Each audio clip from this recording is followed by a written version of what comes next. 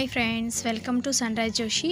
నేను మీ Saritha. Today recipe ఏంటంటే friends, plain dosa అండి, నార్మల్ దోశ.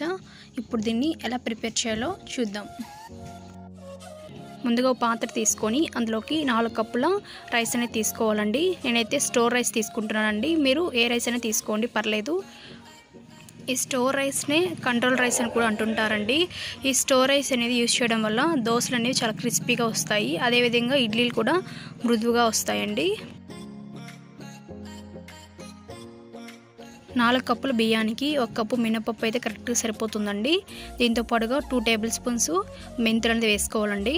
దీనివల్ల ఏంటంటే దోశలు అనేవి చాలా క్రిస్పీగా ఉంటాయి.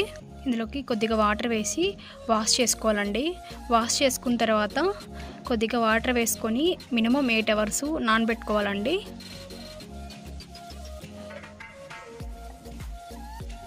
ఇలా మూత పెట్టి మినిమం 8 అవర్స్ నానబెట్టుకోవాలి. 8 అవర్స్ తర్వాత మూత తీస్తే ఈ విధంగా నానిపోయాయండి. ఇప్పుడు దీన్ని మనం గ్రైండ్ చేసుకోవాలి. వాటర్ లేకుండా వీటిని ఒక స్ట్రైనర్తో ఫిల్టర్ చేసుకోవాలండి. ఈ విధంగా ఫిల్టర్ చేసుకున్న తర్వాత ఇప్పుడు మనం వీటిని గ్రైండ్ చేసుకోవచ్చు. గ్రైండర్లోకి కొద్దిగా రైస్ వేసుకుంటూ గ్రైండ్ చేసుకోవాలండి. ఇలా గ్రైండ్ చేసేటప్పుడు మధ్య మధ్యలో కొద్దిగా వాటర్ అనేది యాడ్ చేసుకుంటూ మనం గ్రైండ్ చేసుకోవాలండి. అనేది ఈ విధంగా మెదిగిన తర్వాత ఇప్పుడు మనం ఇందులోకి అన్నంని కొద్దిగా యాడ్ చేసుకోవాలండి. అన్నం వేయడం వల్ల ఏంటి అంటే దోశలు కానీ ఇడ్లీలు కానీ చాలా మృదువుగా వస్తాయండి, చాలా టేస్టీ కూడా ఉంటాయి. ఇలా కొద్దిగా యాడ్ చేసుకోవాలి. దోశ పిండి కానీ ఇడ్లీ పిండి కన్సిస్టెన్సీ అనేది మనకు ఈ విధంగా ఉంటే సరిపోతుందండి. ఇప్పుడు ఈ పిండి బ్యాటర్ని ఒక పాత్రలోకి తీసుకోవాలి.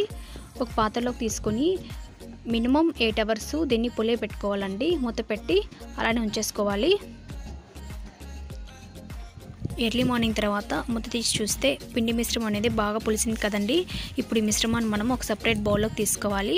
మిగిలిన పిండిని మూత పెట్టి ఫ్రిడ్జ్లో ఉంచుకుంటే మినిమం 2 or 3 days వరకు యూజ్ చేసుకోవచ్చు అండి. ఇలా బౌల్లోకి తీసుకున్న పిండిని ఒకసారి మొత్తం బాగా కలుపుకోవాలండి.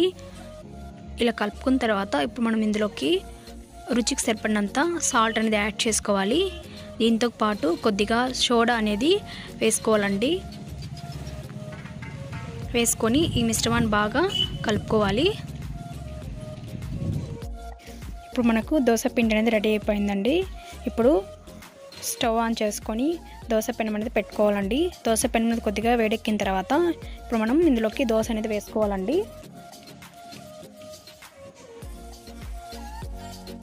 దోశ అనేది మనకి ఈ విధంగా ఉన్నప్పుడు కొద్దిగా ఆయిల్ అనేది యాడ్ చేసుకోవాలి.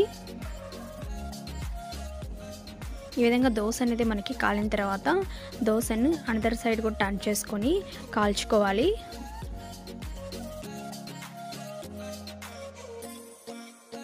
చూసారు కదండి, క్రిస్పీగా ఉండే దోశ అనేది రెడీ అయిపోయిందండి. ఈ దోశని మనం పల్లీ చట్నీలోకి కానీ లేకపోతే టమాటో చట్నీలోకి కానీ తీసుకుంటే చాలా టేస్టీగా ఉంటుందండి. ఒకసారి మీరు కూడా తప్పకుండా ట్రై చేయండి ఫ్రెండ్స్, చాలా టేస్టీగా ఉంటుందండి.